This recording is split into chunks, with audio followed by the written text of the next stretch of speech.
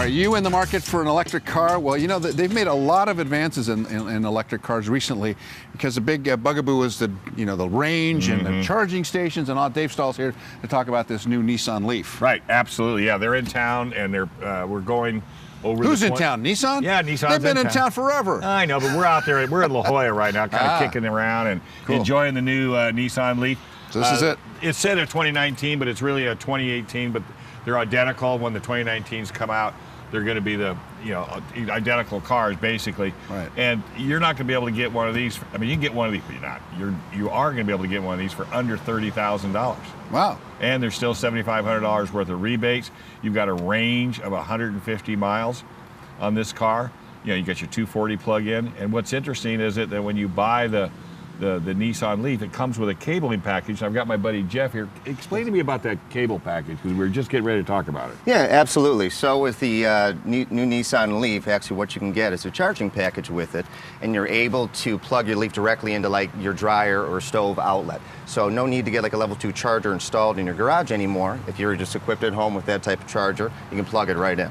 And that's really, really cool, because normally you'll have to go in and you'll have to basically rewire the house if need be and put the unit on the outside. Where this way, I love the fact that you can plug it into the... How fast is the charge? How fast does it take? So with like a 240, it'd charge in 7.5 to 8 hours. And that's from 0 to 100. Most, so overnight, when most have 20, if you're commuting, 30%. that's a good thing. And one other thing, a lot of people like the fact that they want it to charge super fast. Yeah. That's not good for the batteries. Yeah. You really need to have a nice, slow, steady charge. These really high-speed chargers, I mean, it does take an effect on the battery. One of the other things that's unique about this is the braking. They call that regenerative braking. Yeah, but do you put it on the... Yes, so e-pedal, which is the one-pedal driving. One-pedal drive, and you ought to drive it with e-pedal. You don't have to touch anything but the gas pedal.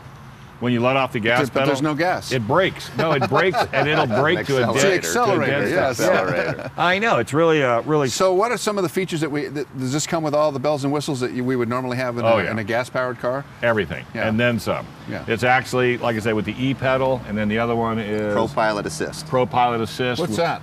So ProPilot Assist is actually Nissan's assisted driving feature.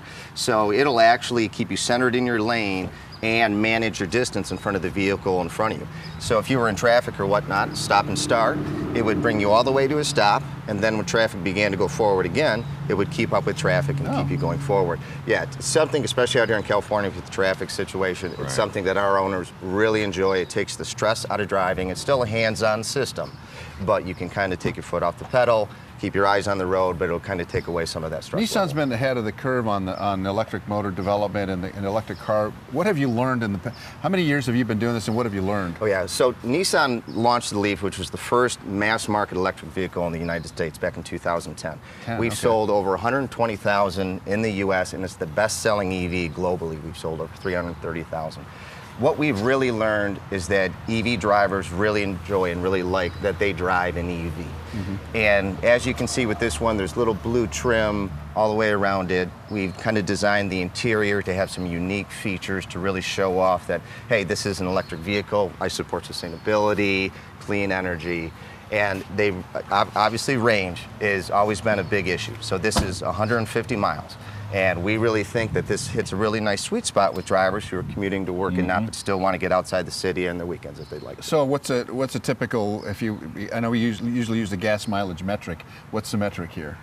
For, I guess it's 150 miles, but if it was a gas metric, what would it be, like 100 miles to the gallon? So the math with that is a little different. You can't really, so the way the EPA estimates it is they have to take the charging power and compare it to the mileage. Oh, okay. So I couldn't tell you the exact figure right off the top of my head, but it is a little different. That's why we kind of just like to focus on the 150 miles. And the other thing that you got to take into consideration is not so much range as it is terrain. Because if you live in a really hilly area, like if you come out to Alpine to see me, and you've got a full charge, by the time you get to those two big hills before you get to Tavern Road, it'll knock off like as if you went another 100 miles. So the terrain has a lot to do with it as well. But once you figure out what your driving style is and what you plan to do with it, I've talked to, and you've talked to them, Leaf owners, they have no worry about anxiety, range anxiety, and like I said, you can get it for under 30,000 The rebates are still in effect. So if you've got the situation, you can lease it. Check it out. This car is beautiful. Yeah. Absolutely fantastic. Thanks so much for being here. Absolutely. Thank you. There it is, the Nissan Leaf. We'll be right back with more Good Morning San Diego in just a moment.